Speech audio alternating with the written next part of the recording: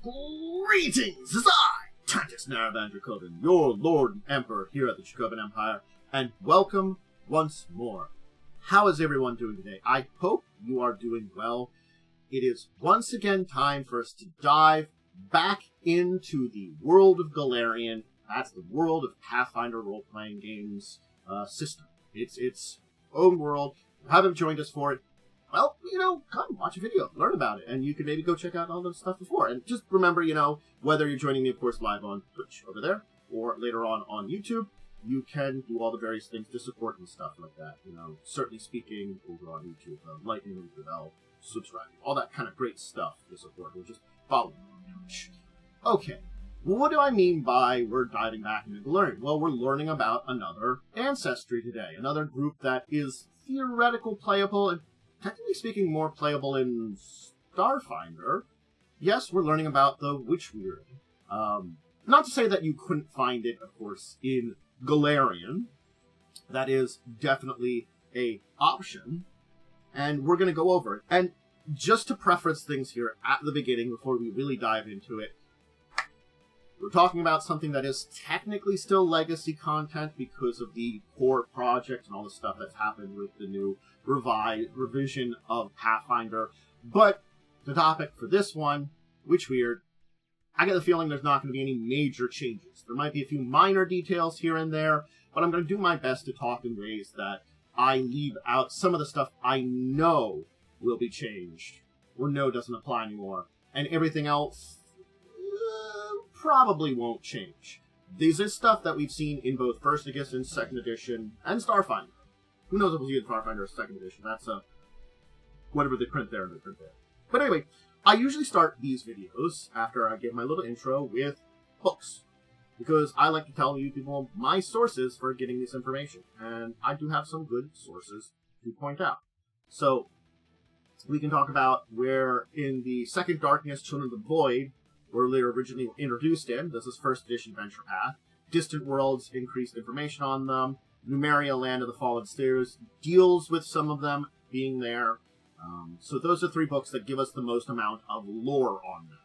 I'm not going to give you Starfinder videos, Starfinder sources, because, well, talk about it a little bit. But this isn't a Starfinder video, this is a Pathfinder video. They're 2 different, and Starfinder, it gets a little different, though it is connected.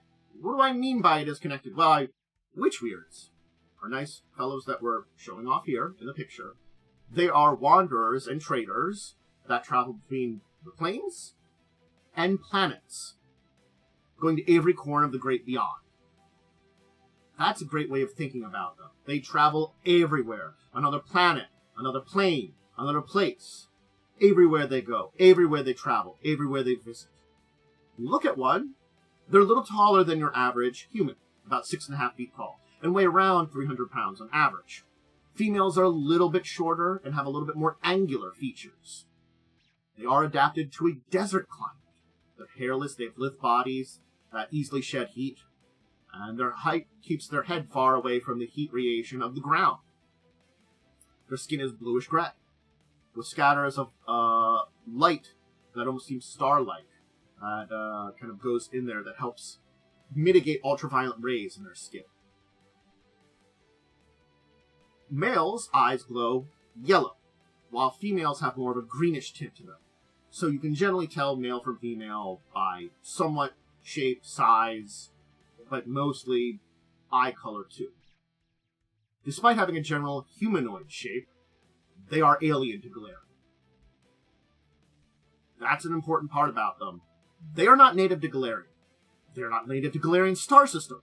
Sure, when we talk about Golarion and some creatures from it, with portals between the various planets which have their own environments and things that could settle between them, you have creatures that are not native to Golarion. You have creatures not native to Golarion for other regions. But they are certainly another alien creature. The thing that stands out the most is 4 arms. Below their shoulders, they have an additional set of arms around their chest. So they're kind of underneath their shoulders.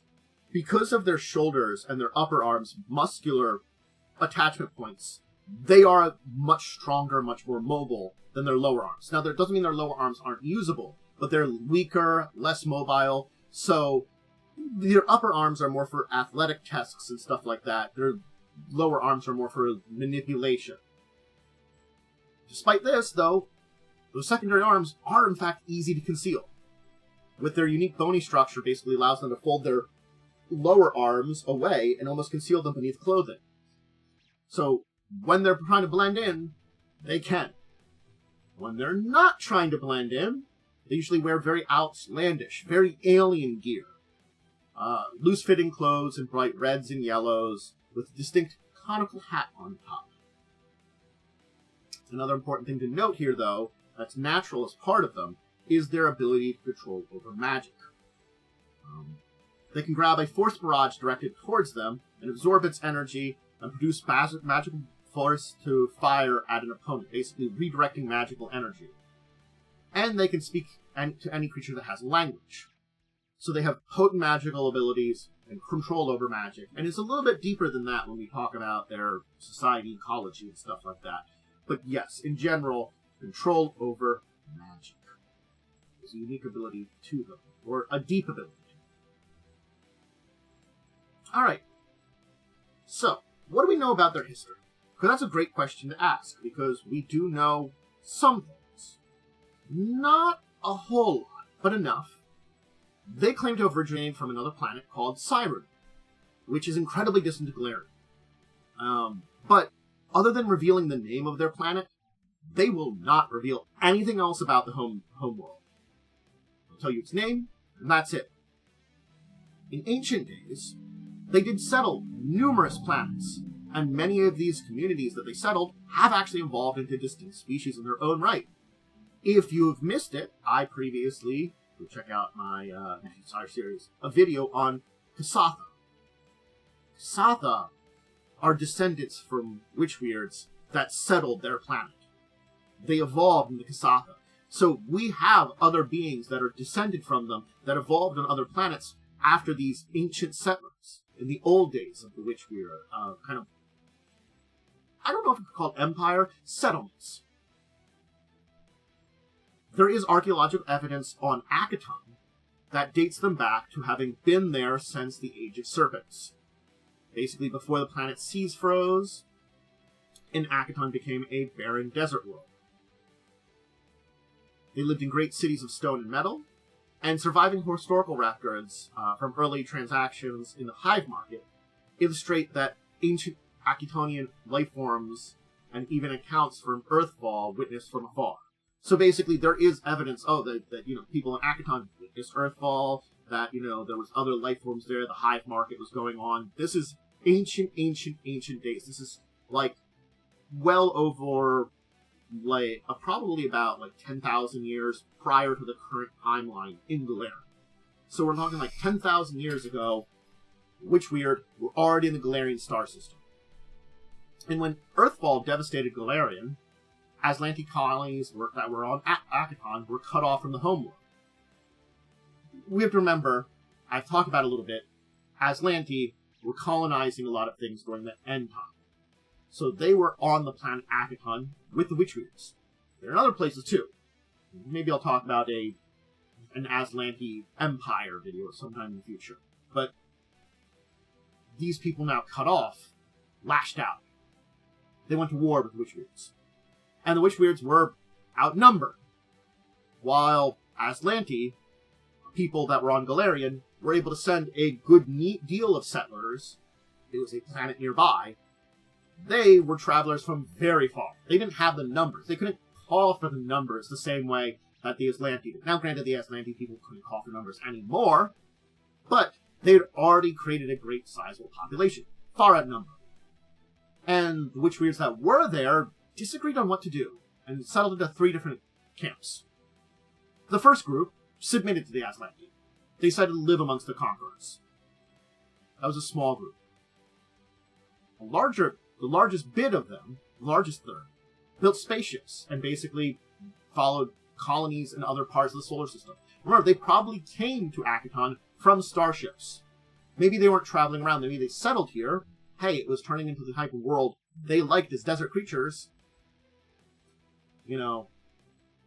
Things were going badly for the planet. It was going in the direction of them, and also maybe with the things like the hive markets and trade there, it was a great place to settle. They were kind of settling in.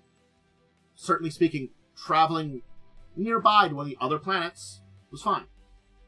And so those are two of the major populations. But the third population, which was actually the largest of all three. Basically, you have the smallest being the submit, the middle one being the travel, and the largest being fighting. And their fighting and war with the Atlantic people eventually evolved them into the nomadic Shobhans, which are kind of a little bit more monstrous and a bit more barbaric. Kind of like they basically lost a lot of what their ways were.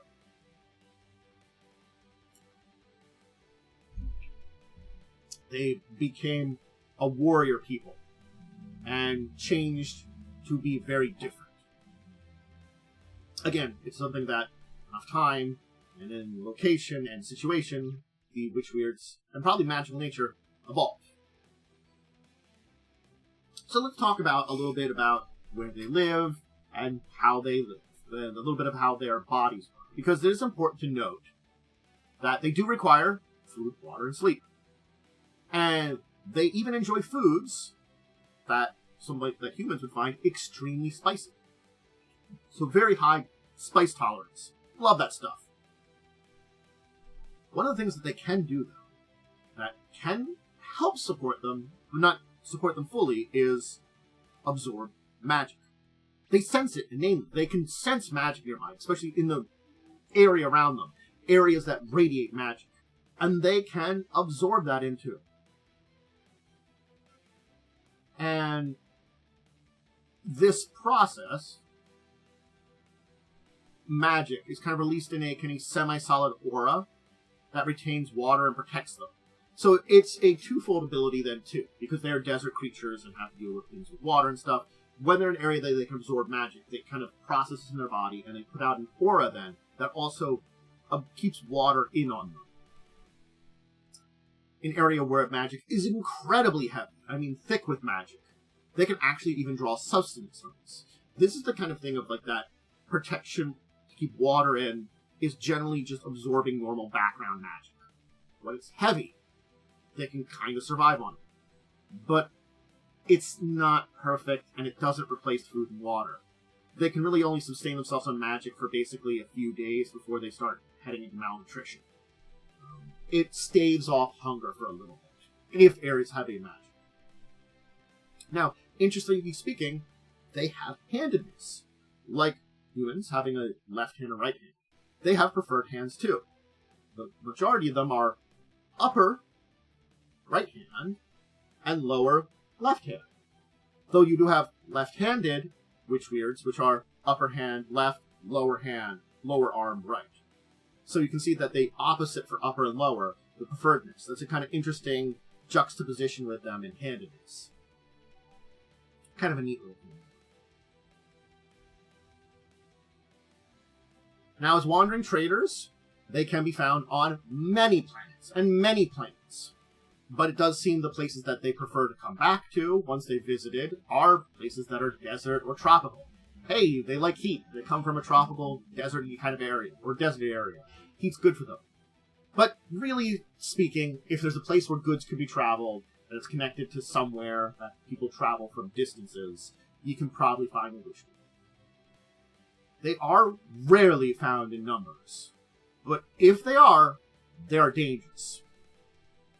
There is legends that say they might one day return to their home planet Siren in the future, but again, most of them at this point in time are basically occupied with prospects and earning money or wealth in general in other places.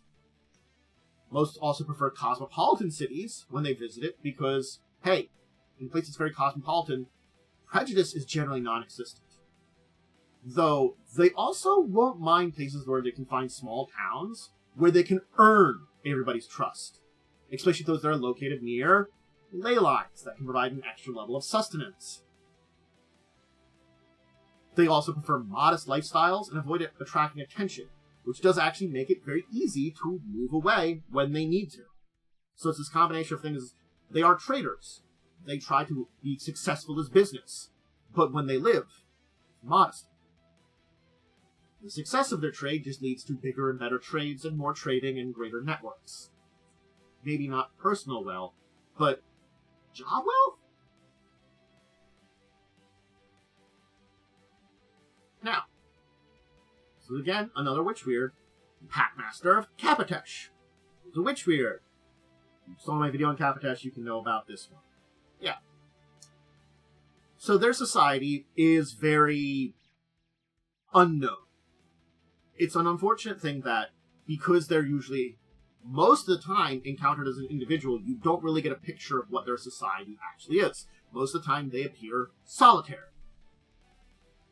In the exceptions where you can find several together, usually it's in trade in small enclaves, to gather to trade. Basically, a bunch of them will get together and trade in amongst themselves. It could be at a specific location. You know, it's like, oh, this big town, we're all here, we'll go meet and trade. How they procreate?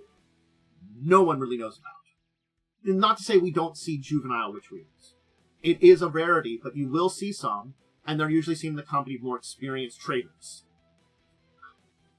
Very young are just not seen. So again, how they reproduce and that kind of stuff is just speculation at this point in time. There are some rumors, of course, that they are ruled behind the scenes by a mercantile oligarchy that directs all of their chaotic planar travels, that have fleets of trading ships that sail across the planets and planes as if they were water. But, again, due to their solitary nature, we don't know these kind of things. It's hard to say. But interestingly enough, even though they're solitary from each other, they rarely wander the planes and places they go to alone. They're oftentimes recruit and hire on an entourage of bodyguards. And these often can be very strange creatures that basically they'll go to various places and hire people on and be like, hey, do you want to travel the plains and travel with me? I will give you this amount of stuff for your place. You can stick with me. And the people are like, oh, yeah, I'll bodyguard you for this time. Now, here is an important note that I will say. This is getting into legacy stuff, things that kind of changed with the core stuff. Witchwyrds, as in older information, you serve Jesserol the Turning Sphere, which was a primordial and more inevitable.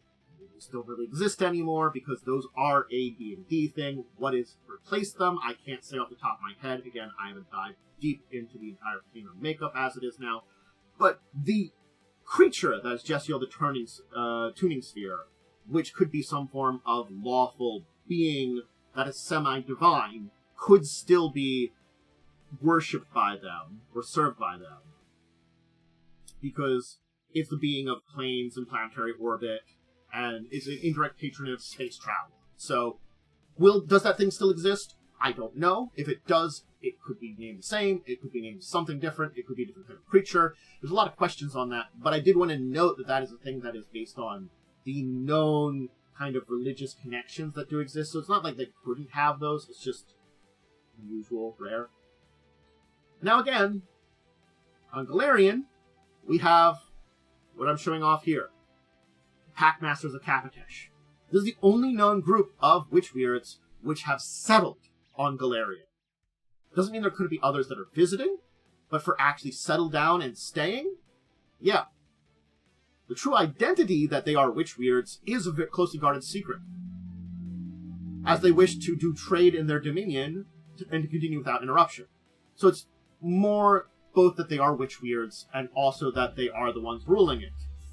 Yeah. They arrived in the city in Garund in 3725 in a plane and planet traveling ship, conquered the local bandit lords, and helped with the help of their constructs and minions, and basically have been working to expand Capatesh's trading prowess and their own fortune since. They found an opportunity and took advantage of it and settled in it. And yes, it was a place ruled by bandit lords before. I have an entire video on it. You want to go check out Capatesh, go check it out. Go ahead. Now, that's the group of them.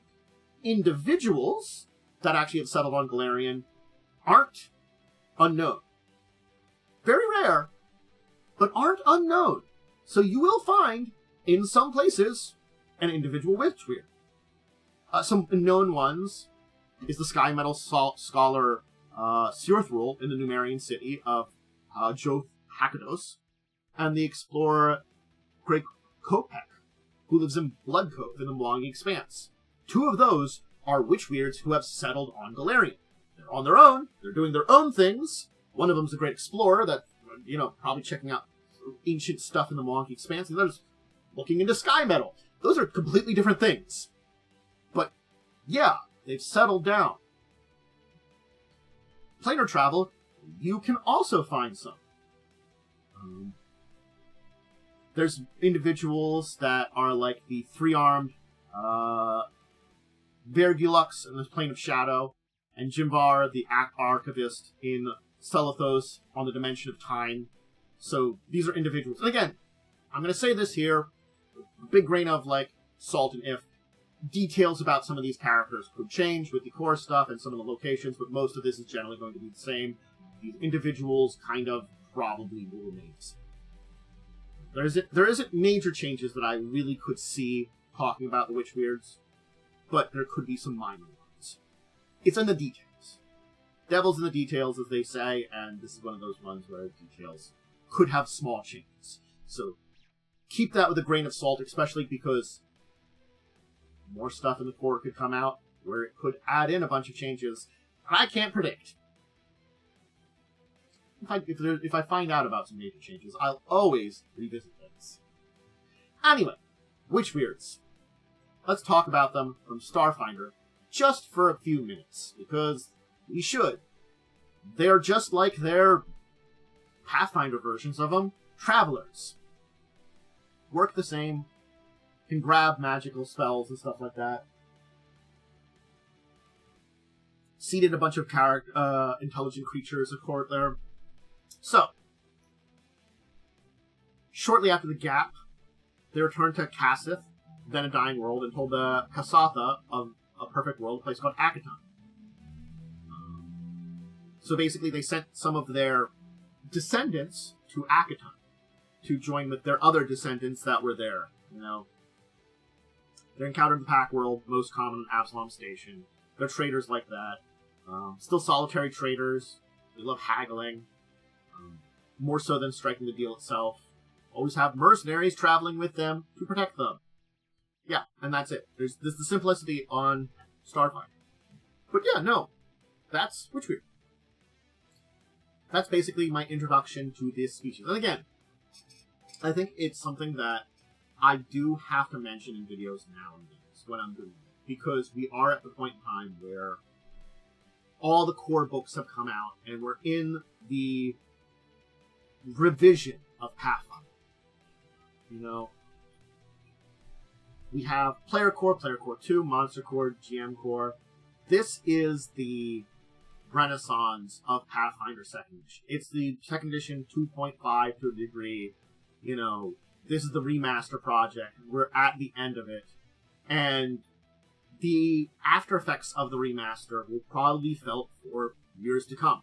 And there are places in the lore we won't know about for years. Big holes and openings. Books that come out now will be up to date and be able to inform us of things that are going on. And there's a lot of lore which probably won't change.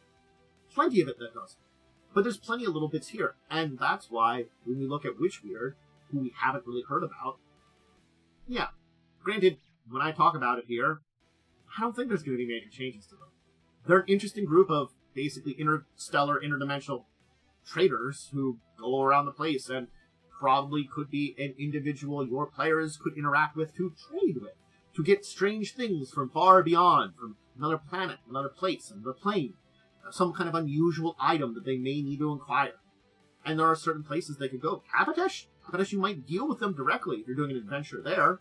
The Packmasters are Witchwyrd. You might have to deal with them there. So there is possibility of them.